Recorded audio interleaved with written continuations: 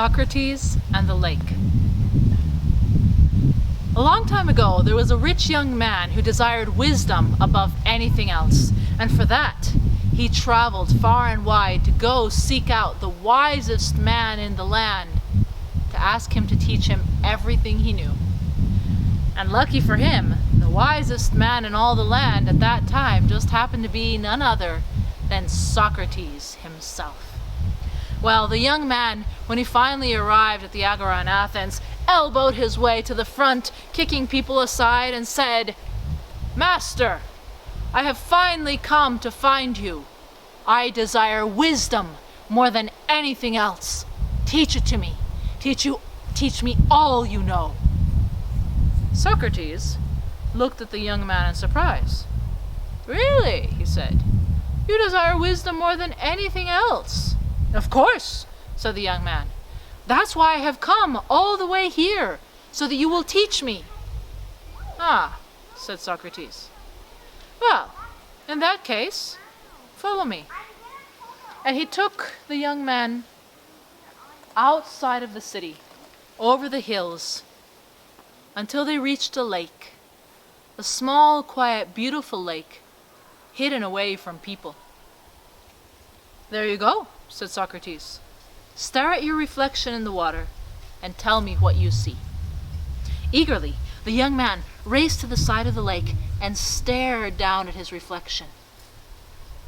But he didn't see anything special. It was just his face. How was he going to find wisdom like this? This was ridiculous. He had come all this way, and he was willing to pay, too. He had told Socrates that he was going to pay him well, that if he gave him wisdom, but he was going to find wisdom here. He was wasting his time. In fact, he was thinking all these things, and he was staring so intently that he didn't even notice that the lake reflected something else. It reflected Socrates sneaking up behind him. And the young man didn't realize that Socrates was behind him until the old man grabbed his head, dunked it under the water, and held it there. Well, pretty soon he started choking, and he tried to throw him off, but who would have thought that an old man in a tunic could be so strong?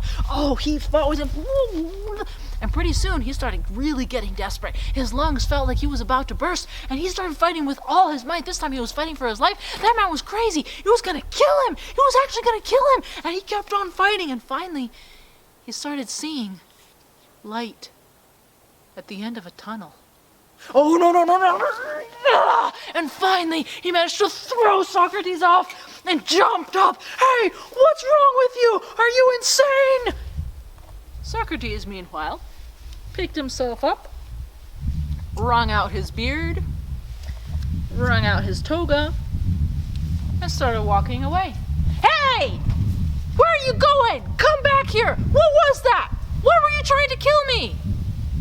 Socrates answered, without even looking back over his shoulder, "The day that you desire wisdom just as much as you desired air, that is the day that wisdom will come to you, and that is the day that you will be prepared to receive it."